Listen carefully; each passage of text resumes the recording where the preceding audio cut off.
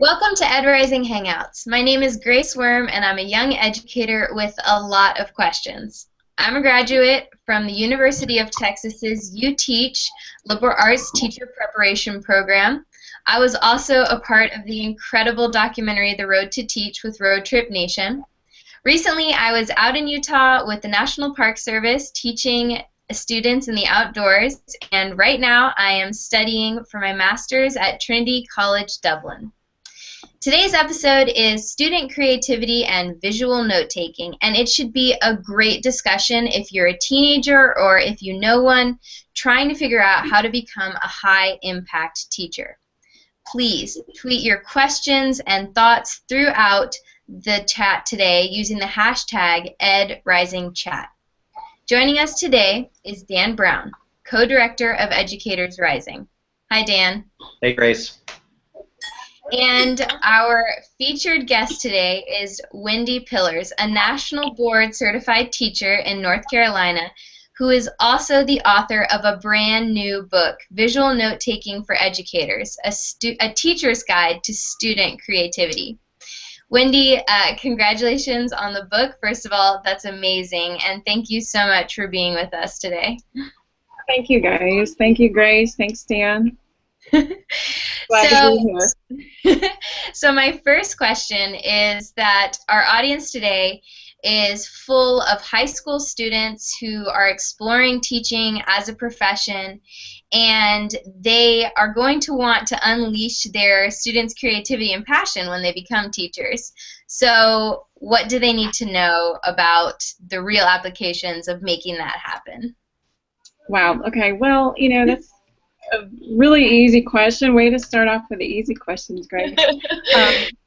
One of the strategies that I want to talk about today is visual note-taking, and there's a lot of things, a lot of advice that you guys are going to get as far as how to engage students and making learning relevant. And I'm going to talk to you about one way that, one strategy and tool that I use to do that with my students. Visual note-taking, for those of you guys who don't know what it is or aren't familiar with it, it's basically just taking notes using words and images, and we call it non-linguistic representation because they're, we have linguistic, which is the words, and non-linguistic, which is the images, so that way you can sound a lot more professional if you use those terms.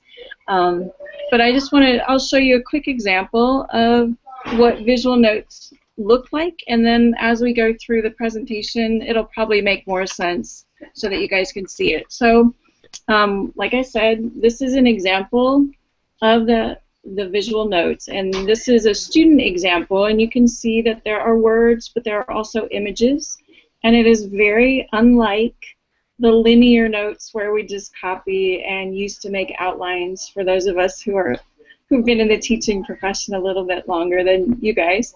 But so that's what we'll be talking about today. Okay, so then can you explain to me why it's important for you to have this different type of note-taking than the traditional type of note-taking?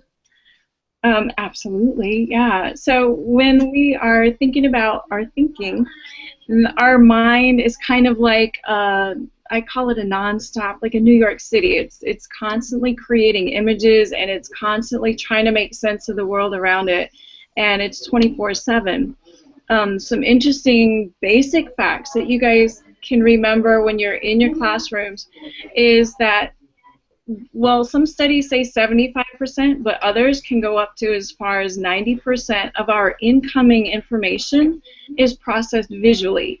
And so when you guys are thinking about how to create your lessons or craft your lessons, we want to get away as far as we can from just a 90-minute lecture-based program. And what the recall, if you use a visual, it can increase a student's recall of their information over 55% more. So if I present information to you now, like I am verbally, versus if I provide a picture for you, then your recall will go up to 65% instead of 10%. So it's it's amazing, and we can't leave that visual processing to the side. So kind of going back a little bit to when you were maybe first starting to be a teacher, did you always see the importance of, incorporating things like visual note taking, or did it take you a while to kind of get comfortable? I don't know. Well, that's a really good question. Interestingly, when I was in high school and in college, I took notes, and they were just linear, just line by line, and I never had a single spare mark on the page. No doodles, no anything. And then as I got older, my learning style was different, and I also taught language learners. So it was a lot easier for me to say, all right, cup versus cop. I can draw a little cup and draw a little cop car, and it's funny and it's fun and it's much more memorable and easier than me trying to describe it. So with the language learners, I've always done it. I've been teaching for almost 20 years, and I know you got some other questions, but like this is how I got started, and then I realized the last couple years that there's actually a name for it, and it's visual note taking, and there are sketch noters, and I saw the RSA animate videos, like for example the one with Ken Robinson, where they're actually sketching out as somebody talks, and I found them transfixing, and I started to work on my note taking a lot more intentionally. Okay. So when did you start beginning to write, to want to write a book about it, or why did you feel the need to write the book about it? Well, like I said, I've always done the visual note taking in my classroom, and then I actually wrote an article about doing that, and it was published in Ed Week 2 years ago this month, and an editor at W.W. Norton saw the article, and she actually called me, which I am so grateful for, but she called me and asked if I would be interested in writing a book about it. And up to that point, I hadn't considered it. It was just something I did in my classroom. It was something I love. So there's a little note in there. If there's something that you do in your classroom and you love it, and you want to share it, then just keep on doing it, because it will. I believe in karma. I think it'll come around. But so she asked me about writing the book, and it took me about 1 year to write. But during that process, it was, you have to be disciplined to fit it in. I'm a single mom, and I have 2 jobs, and plus writing a book, so it was a lot of juggling. But it also was a good reflective tool for me, because it integrated perfectly into my teaching.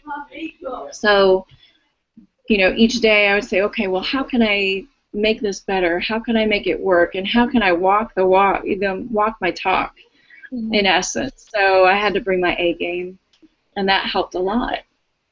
So making, when you are teaching, don't be afraid to, don't hide what you're doing. Make sure you share, because I think that transparency and going outside of your classroom can help boost your confidence quite a bit. That is incredibly impressive that you were teaching full time, and you had another job, and you're writing a book. I just feel very unaccomplished now. Well, I appreciate it. I'm excited. We just got our books. The book is just coming out now, and so it's very exciting. I'm not quite sure what I'm supposed to be doing when the book comes out, but it's nice when friends text me, like just this past week. They've been texting and saying, I got it, so it's nice. But I also now know that I need to keep going and continue being more intentional. So, as I've said, our audience today is mostly people in high school who are thinking about becoming teachers. So they're not going to become teachers till, the year 2020, or sometimes even after that. And you know, I think the technology might look really different, and that's kind of linked to being creative sometimes. So, what do you think that they should know or prepare or have in their minds now so that they can be great future teachers? Well, there's, again, you've got all these easy questions, Grace. Well, I want to say, I'm going to show another example of notes that I took today in class. We are studying World War II, and I want you guys to remember that even though the technology is changing so rapidly, you know, a strategy like visual note taking is something that you can do with a pencil and paper or marker and paper. I like marker. You know, if you make that mark with a marker, then you can't go back. You know, no erasing. But you know, something like this is what I did today. And wouldn't you guys love to be able to take notes like that in high school? I mean, if I had notes like that when I was in high school, I would probably remember a lot more than I do. But when you guys are planning your lessons, remember that it's not so much about our content as it is about your students learning. And so sometimes you'll say, well, I don't have time to create images or to create pictures in class, but we want to remember too that when you guys are the content experts, it's hard to step back into that beginner mode and remember what you don't remember, what you didn't remember, and if that makes sense. Also, to be grateful for the opportunities that you get. You know, never underestimate the knowledge of your students. One of the examples that was most striking for me, and I talk about it in my book, is when I asked students to draw a picture of a house. And this was a pre-reading activity. This was high school students. And I said, actually, I didn't even say the word. I just put it up on the board. And I said, draw what you think this is. And I also did the same thing with some adult friends, you know, great dinner party trick, right? But the adults drew houses just on index cards, and then my students drew houses, and the difference was so striking because all the adults drew the structure of a house. Some had a cross on it, some, you know, one was like a straw hut, and different styles of houses. But every single one of my students, high school students, drew people and inside their house. So they drew something that was more like a home to them. And to think that taking such a simple concept and all of this background information and all of this experience and all of this knowledge that's in our students' heads, we think that, you know what, I said exactly what you should know and you should have understood it because I explained it so clearly. But then when we take this one example of just house and see all the differences and what our kids bring to the table when they're learning, it just really reminds us that, hey, you know what, we've got to capture that somehow. So when the kids are sketching, they can make these connections, but they can also use what they have and connect it to what they're learning now. And it can be a very transformative process for them.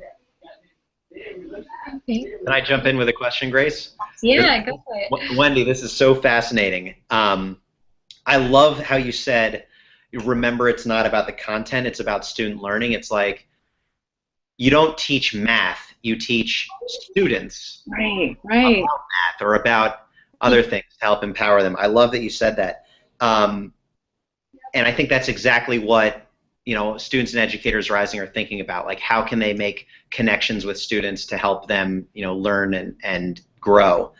So I'm curious about, like, specifically what it might look like in the class, you know, for teenagers who are thinking about this right now, how it might look for them if their high school teacher started, you know, doing this, you know, tomorrow, or for themselves as they, you know, do their internships and go to college and then become professional teachers. Like, do you like say, okay, 15-minute timeout in class while everyone like do your own visual notes right now? Or like, what are some ways that you like weave that opportunity into the actual like time in class together? That's okay. Good question. This is the beauty of doing visual note taking, is that there's no one way to actually do it. A lot of times I have found that it is more successful to give the students a time parameter or even a space parameter. So instead of, taking 15 minutes, I might say, okay, 2 minutes. We've just learned about something for 10 minutes. I want you to synthesize what you know or represent what you just learned in a visual. And it could be in 2 minutes on a sticky note. Sticky notes are great because they're just a small space and they're not intimidating. Or I might take just a regular piece of copy paper and fold it into 4 quarters and say, all right, in square number 1, represent what you think this page means. Or in square 2, represent with a visual and 1 sentence this vocabulary word.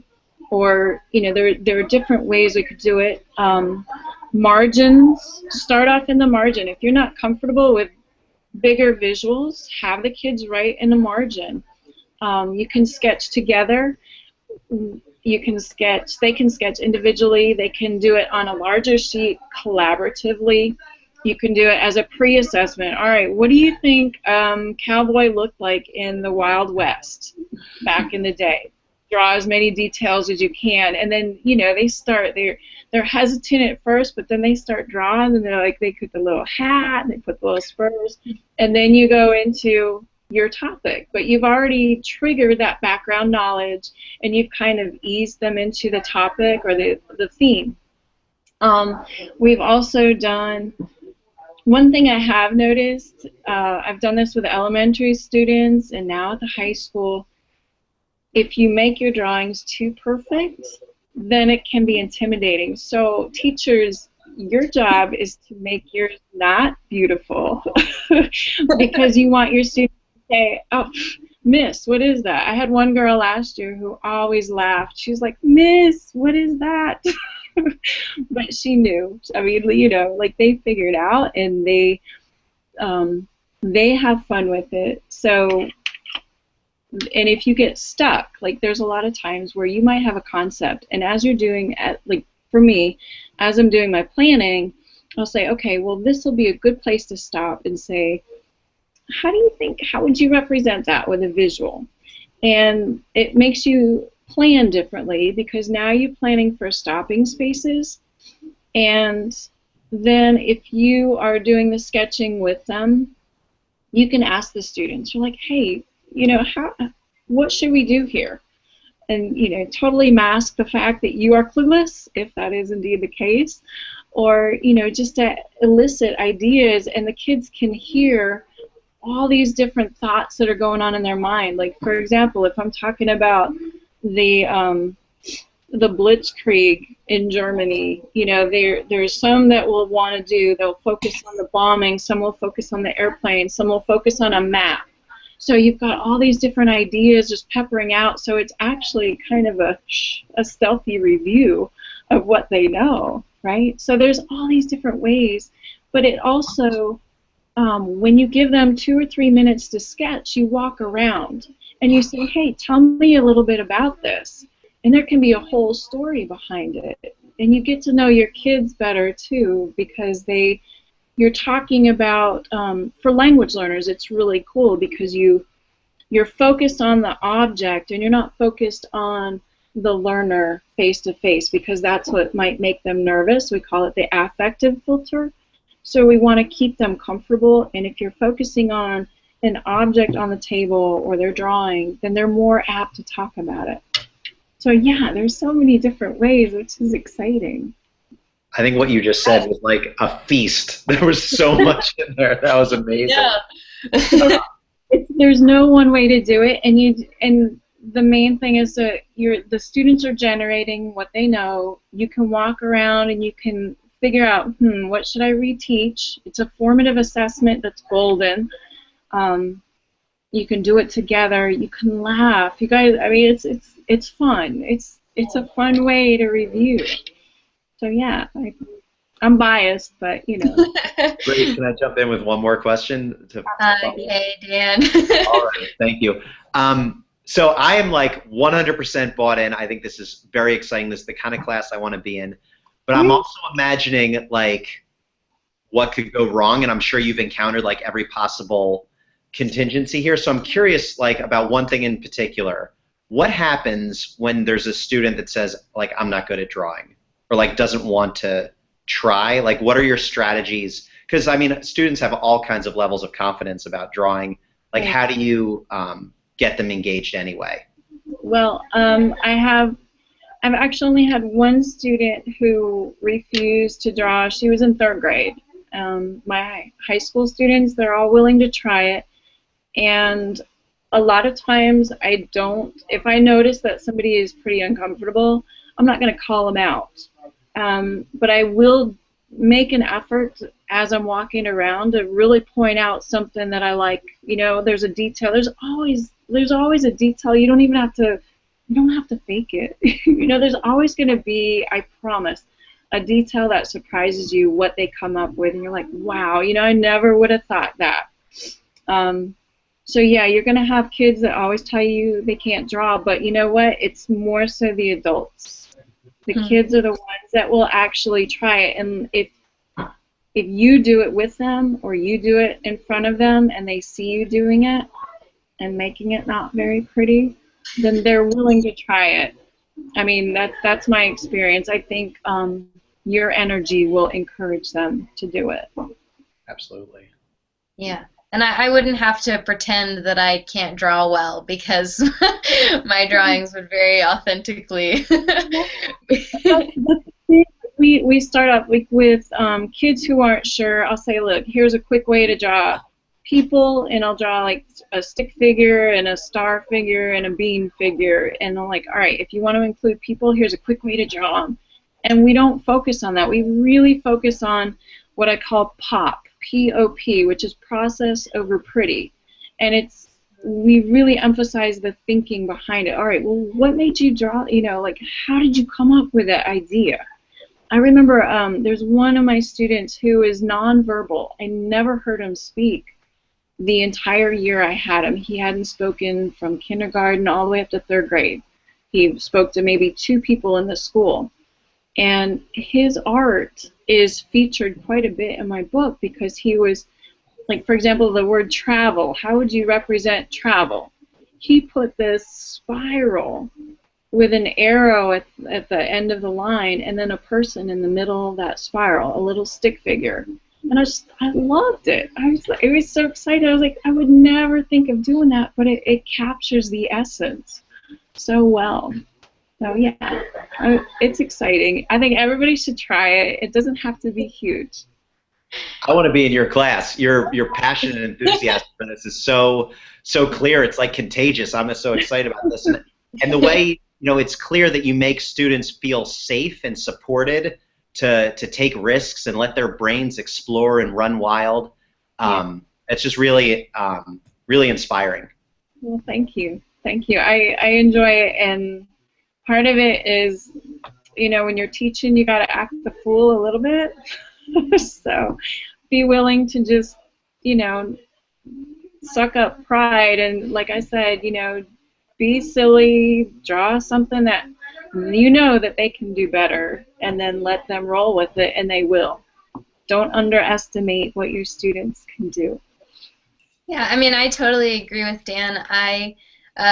You know, as I've continued in school, I've actually started taking notes that look more like what you're talking about, which, because, you know, you just look at the page, and if it's all, even if it's your own notes, it's all just chunks of writing, and it's so much easier to have images that let you immediately remember so much more, and then, so, I mean, it makes sense to me. I think it's amazing, and so, I mean, especially for English language learners, that seems really, really useful.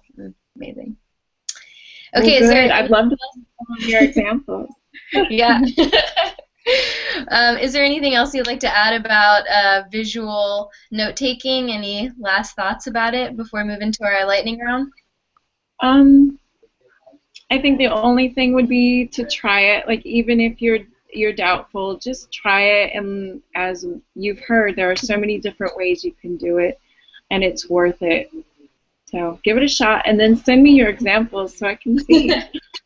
And so you can write another book, right? Well, yeah, but this one will be dedicated to all of you guys that are doing this class.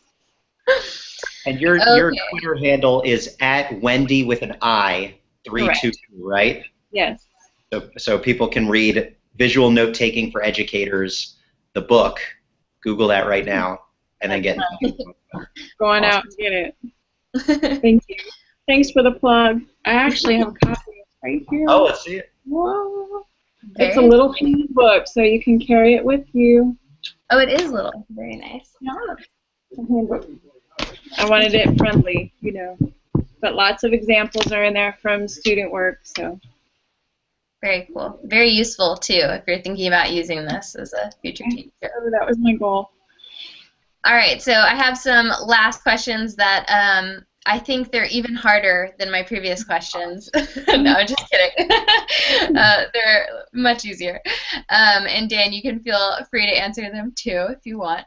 So, Wendi, what is your favorite song right now? What are you listening to? And you have to be honest with us, even if it's Justin Bieber. No, not Justin Bieber. My favorite song right now is Renegades by Ex-Ambassador. Very nice. It's a very good choice. What about you, Dan? You were supposed to answer these too. Maybe I'm on the spot now. The song I've listened to the most in the last week by far, Hello by Adele. Oh my gosh. That's a good one. That's a good one. Okay, what is something that you are proud of most that you've done? Something I'm proud of? Coming to school each day is great. No, I think definitely writing this book has been a milestone for me, and so I'm very grateful for the opportunity. That's amazing. I'm very proud of being a part of Educators Rising, which connects us on the line and everyone who's watching at home, and this idea of that we're building a movement together about pursuing teaching, and that there's power in teaching, and that we can raise the bar and be the change that we can be together. Both things to be very proud of. Okay, so thinking back, who is one teacher that you had that stood out in your mind, or that stands out still in your mind? I think my most outstanding teacher was my Russian professor in college. He was an older gentleman from Ukraine, much shorter than I am, but very, very passionate about his subject area. So that was what stuck with me. I had a film appreciation elective teacher, Mr. Truitt, in high school, who was so passionate and knowledgeable about teaching, about film, and really interested in getting to know students. It was like the perfect combination that I took the elective 5 times. The movies changed, so you could take it over and over again. Did they give you a discount, like a frequent flyer discount? That is really funny. Okay, and then the last question that I have is, what is the best advice that you have ever received? I think there are 2 that I would probably go with. One that I always hear is my mom's voice. She says, when in doubt, don't. And most of the time, like when I'm shopping, we use that a lot when I was growing up and we went shopping. So when in doubt, don't. But as I get older, I see that I like taking risks as far as doing different things in my classroom. So sometimes it doesn't really apply in my classroom, because when I'm in doubt, sometimes I still try it. But my other advice or mantra is just to be grateful for what comes your way.